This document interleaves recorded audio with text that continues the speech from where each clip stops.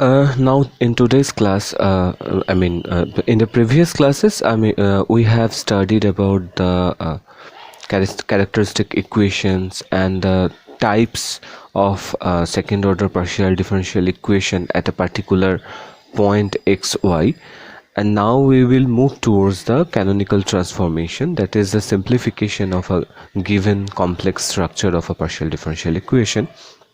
And to do that, let us start with the assumption that there is one dependent variable z, which is a function of two independent variables x and y. And we will use some signs, some conventions, as we will write del z del x as p, del z del y as q, del 2z del x2 as r, del 2z del x del y as s, del 2z del del y2 as small t.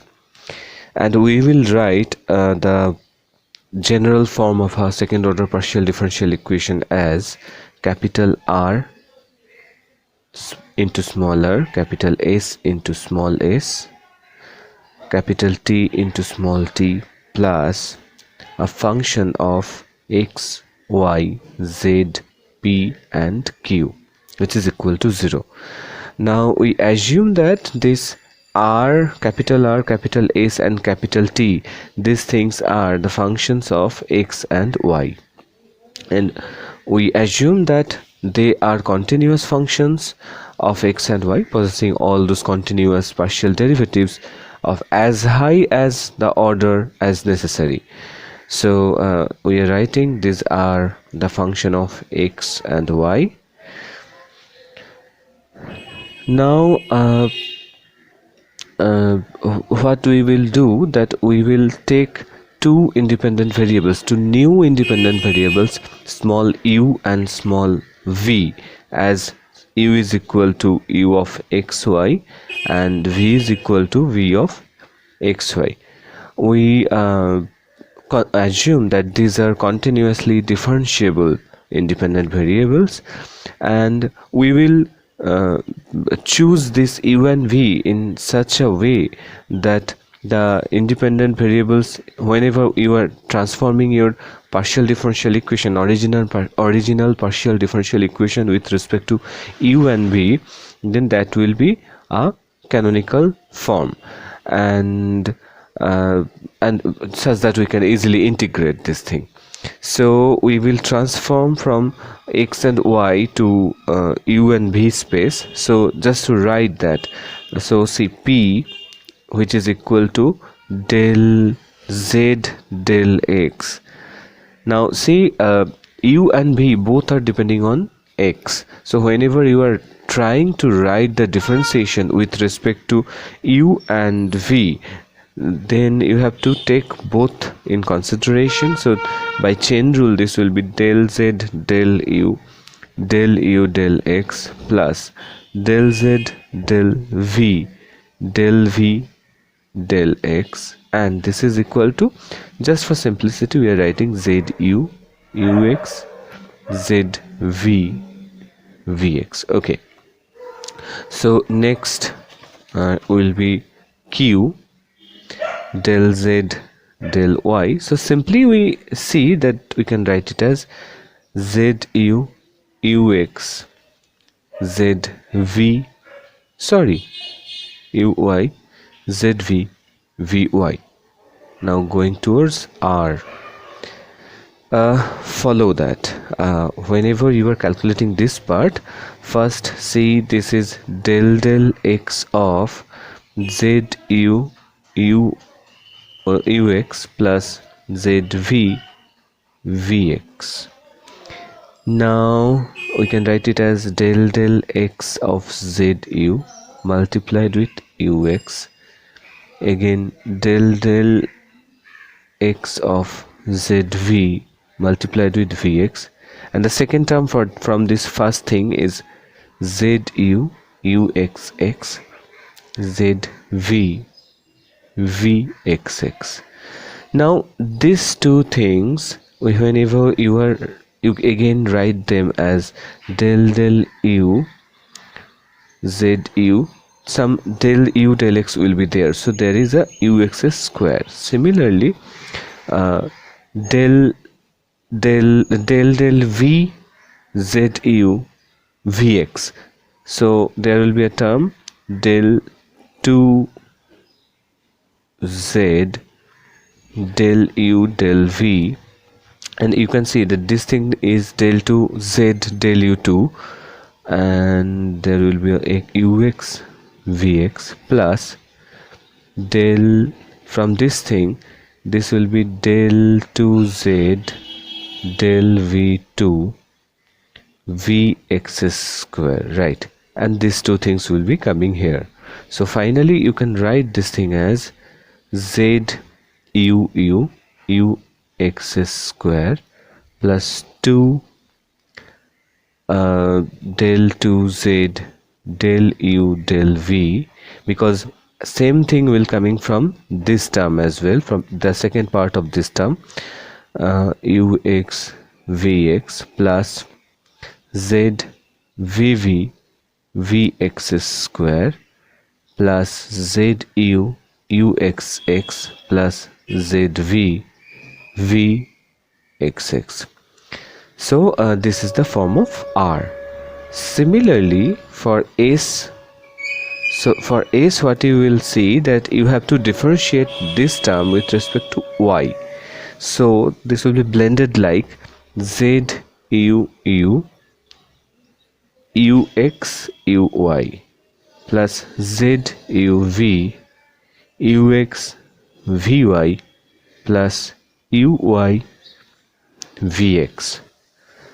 Next one is ZVV VXVY plus ZU UXY plus ZV VXY. T will be just the similar thing, just you have to replace X by Y. You can do as well what the calculation is giving you up. ZUU UY square plus 2Z UV UY VY plus ZVV VY square ZU UYY plus ZVVYY. So we will combine all these things, all these results in this equation. What we get, we see. So actually you are multiplying this part by, you are multiplying this part by capital R, this part by capital S, this part by capital T, right? So what we will see, let's see. So if we combine it like all the coefficients of ZUU, what we will get? So ZUU multiplied with, see, R multiplied with UX square, then S multiplied with UX UY, T multiplied with UY square, then ZUV multiplied with R, this thing, so 2R UX VX plus UX VY plus UY VX plus 2 UY VY. Next ZVV's coefficients. So simply this thing, just you have to write in V's term. So R Vx square S Vx Vy T Vy square plus all those terms which will be considering the term first order differentiation of z with respect to u or v or z itself, and all the x and y can be transformed into u and v. So we are writing that this thing is written as, say, a new function, say capital F of u, v, z, zu, zv is equal to 0. So for simplicity we are writing this is capital A, because we will be writing these things again and again. So this is capital A plus TUY square. This is capital B 2RUX VX plus UX VY UY VX plus 2 VY UY VY, and C is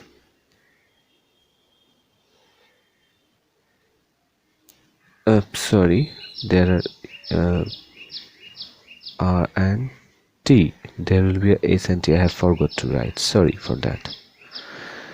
And now this will be R Vx square plus S Vx Vy plus T Vy square.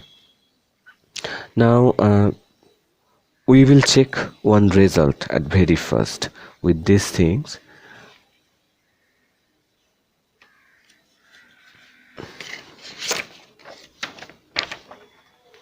First we will check what should be the value for b squared minus 4ac.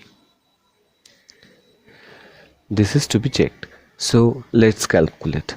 So let's keep this here as well, such that we can check. So this is 4r square ux vx square plus s squared ux squared vy squared s squared uy squared vx squared plus 2s squared ux vy uy vx plus 4t squared uy squared vy squared plus 4rs ux squared vx vy plus 4rs ux vx squared uy plus 4st ux uy vy square plus 4st uy square vx vy plus 8rt ux vx uy vy. So these were the first terms, the first terms expansion, and then we are writing the second one, 4r square ux square vx square minus 4s square ux uy vx vy minus 4t square ux square uy squared vy squared minus 4rs ux squared vx vy minus 4rt ux squared vy squared minus 4sr ux vx squared uy minus 4st ux uy vy squared 4tr uy squared vx squared minus 4ts vx vy uy squared. So we will start to cancel things out. First, see, this cancels with that. Now 4t square, see, this cancels with this. Next 4rs, this cancels with this part. Next 4rs, so this thing cancel with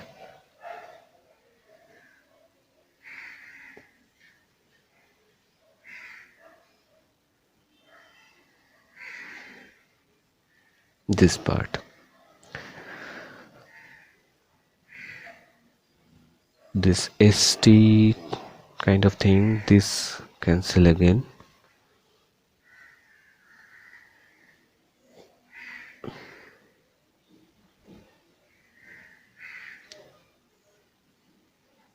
And this one,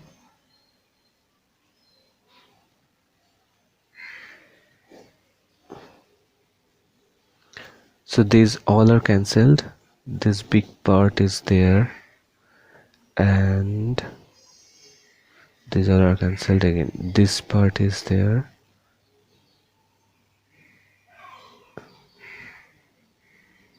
these parts remained, right? So combining them, what can we find? See, so this is actually a whole square term, isn't it? If we see, so this is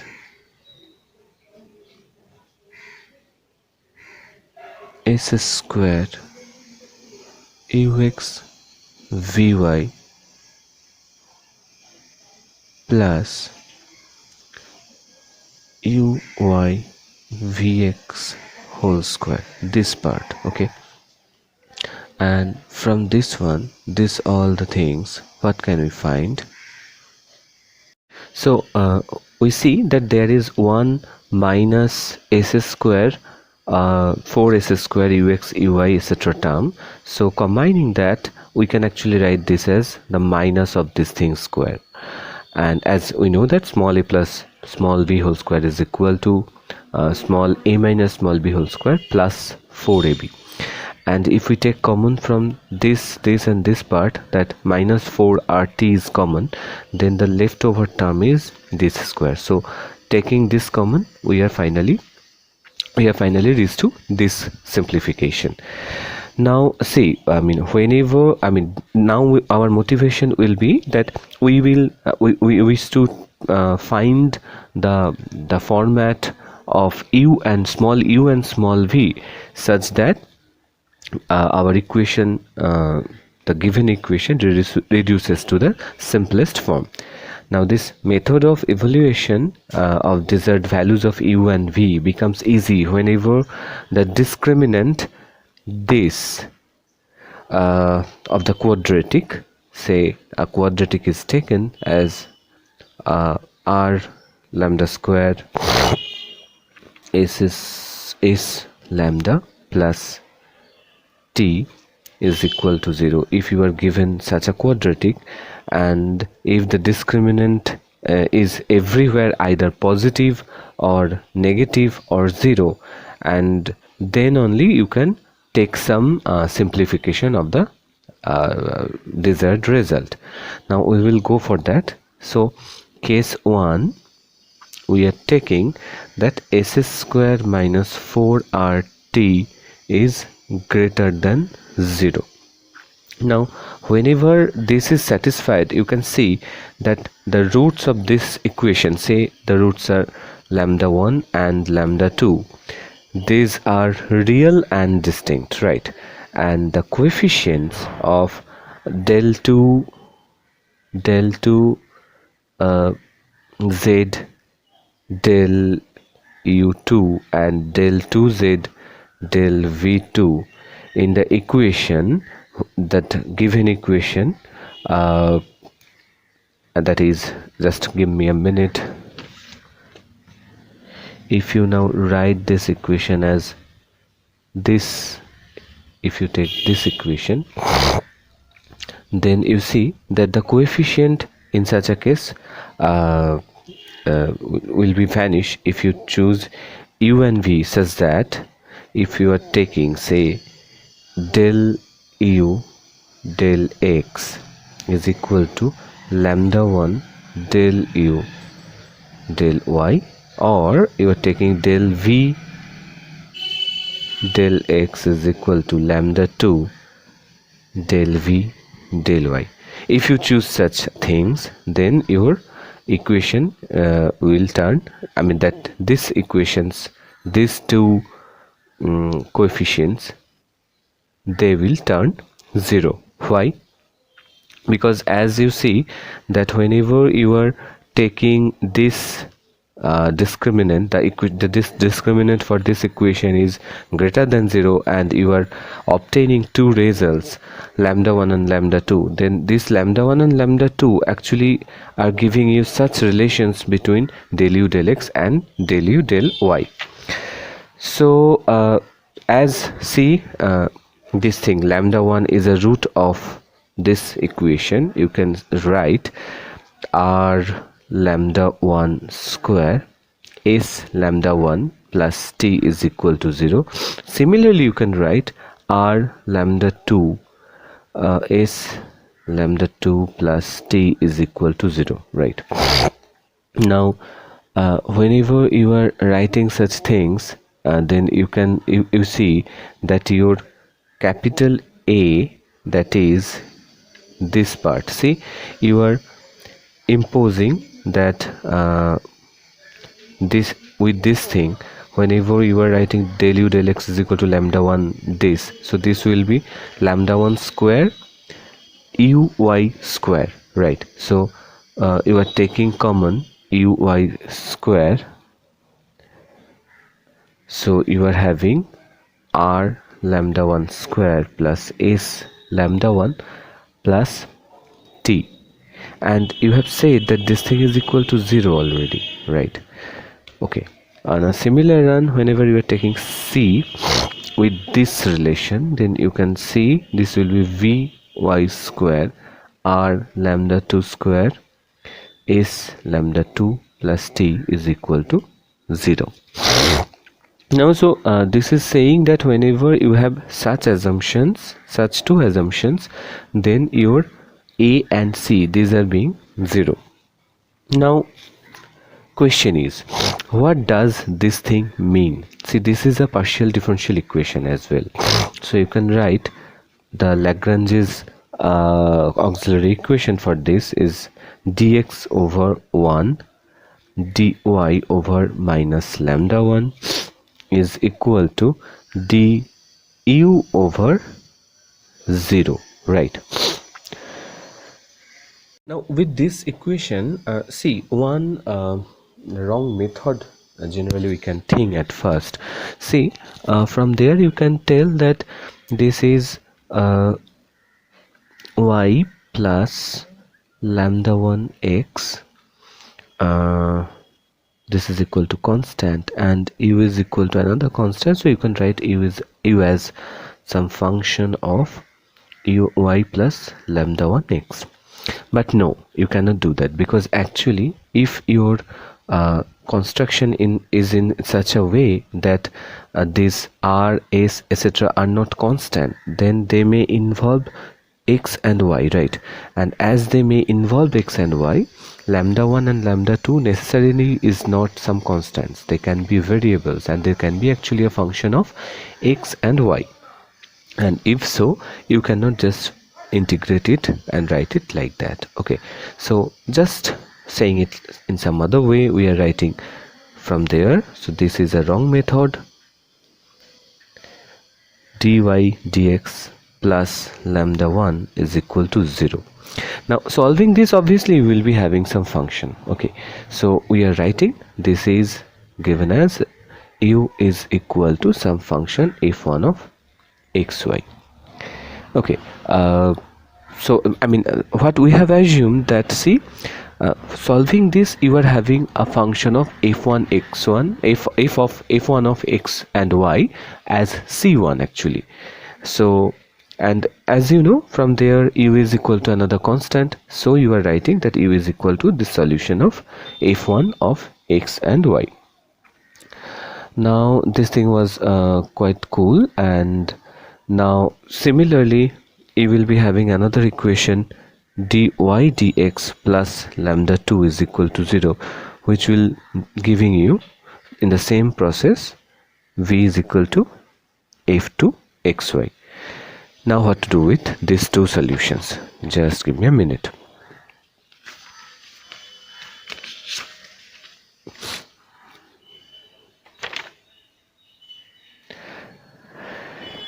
So we will now verify one thing, that is, whenever, see this thing, we are showing that in some procedure your a and c, this I am writing this here, b square minus 4ac.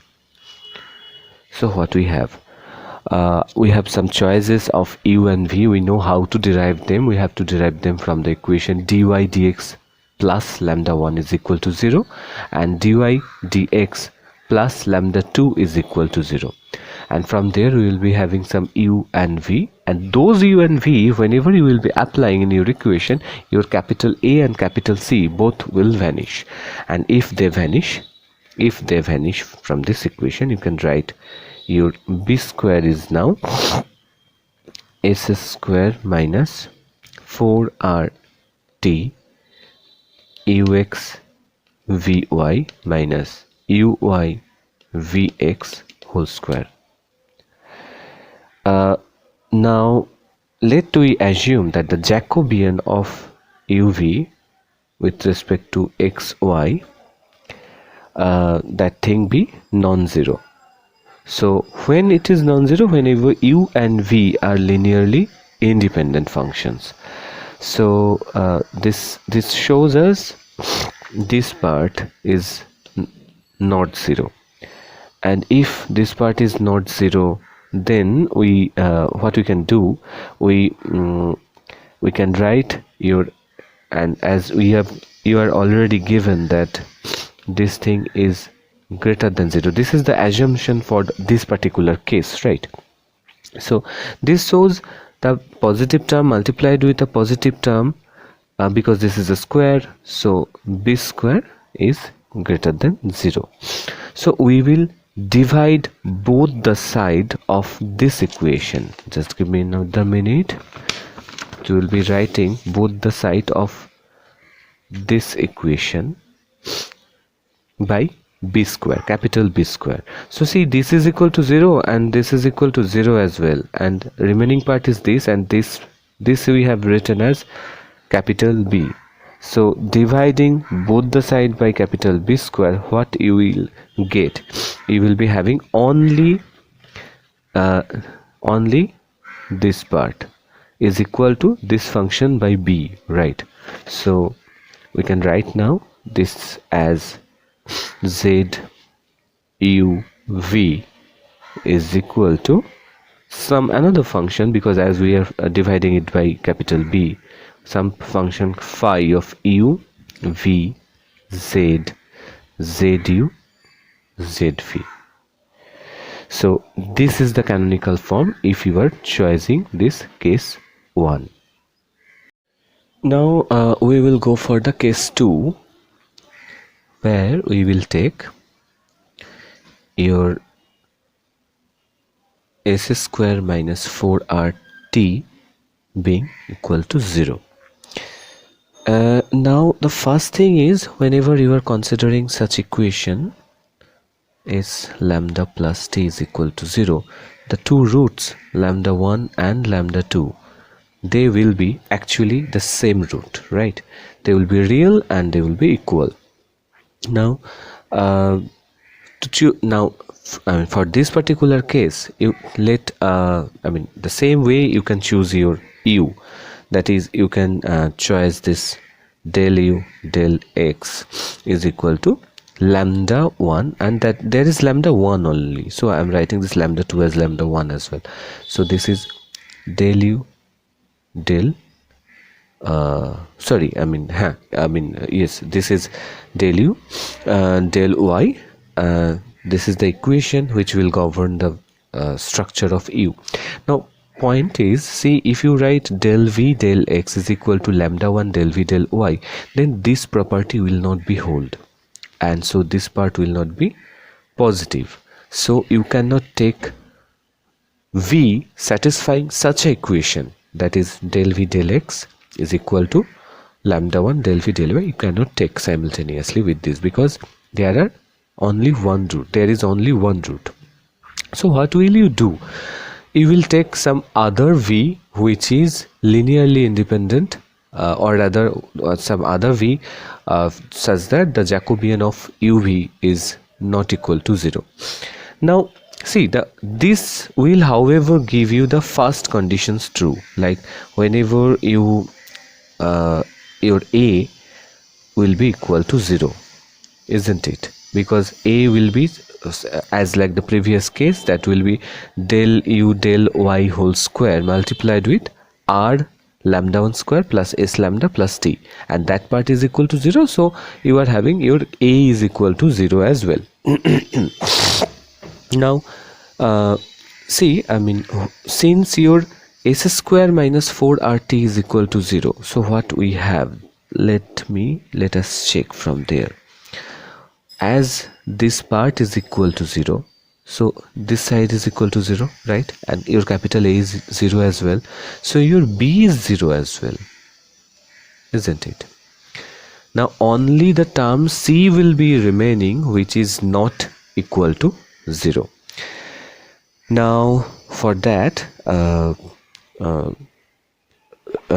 so to keep c not equal to 0, you should not choose a similar equation for v, and so you will be having, and dividing both the sides by c, you will be having del 2z del v2 or zvv is equal to, say, some function, that is that capital F by capital C, and that is phi of u v z z u z v. So that was a case 2, and finally we will be approaching towards the case 3. So here we will assume that s square minus 4rt, that should be less than 0. Now whenever this condition is satisfied, your two roots lambda 1 and lambda 2 for this quadratic are complex and distinct. Actually they will be complex conjugate of each other. So this case is almost similar as the case 1, right? Because you have two different roots and you know that they are not linearly independent. So what we will do? So proceeding as case 1, so what we do, as there are two complex or imaginary part of the root, so we will make another transformation. Say we will write that as this is u and v are complex conjugate of each other, we will write them as alpha plus I beta and v is equal to some alpha minus I beta, such that you can write alpha is equal to u plus v by 2 and your beta is equal to I v minus u by 2. Now for this we need to transform the whole equation as well. So we will write del z del alpha, or rather del z del u, this will be equal to del z del alpha del u plus del z del beta del u, and this should be equal to, see, half del z del alpha minus I del z del beta. Del z del v we are calculating, and this is equal to half del z del alpha plus I del z del beta. Next, del 2z del u2, or rather we are calculating del 2z del u del v, and this will be, see, that is del del u of del z del v. So the operator should be like half del del alpha minus I del del beta, operating on half del z del alpha plus I del z del beta. Combine them and you will be finding 1 by 4.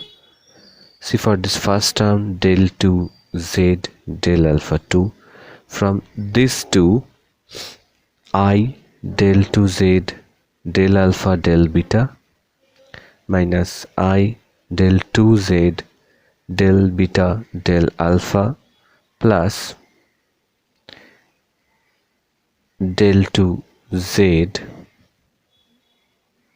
sorry, 3 i's are there, so this will be del beta square. So these two will, there will be no I, and these two will cancel out with each other, and finally you will be having 1 by 4 del 2z del alpha square plus del 2z del beta square. Okay, so from there we will proceed now. So just give me a minute. So we are rewriting. So if you follow the first case, your equation should turn out as z u v is equal to some phi 1, say u v z z u z v, right? That was a and how you see your first case, how we have already obtained our first case, and this thing is again equal to 1 by 4 del 2z del alpha 2 plus del 2z del beta 2, and similarly we can replace all these things, writing this is alpha beta z z alpha z beta, right? So if you take this z on that side, you have del 2z del alpha 2 del 2z del beta 2 is equal to phi 3 alpha beta z z alpha z beta. Okay, so this was the result for the third case. That is the result, that is the canonical form of the third case.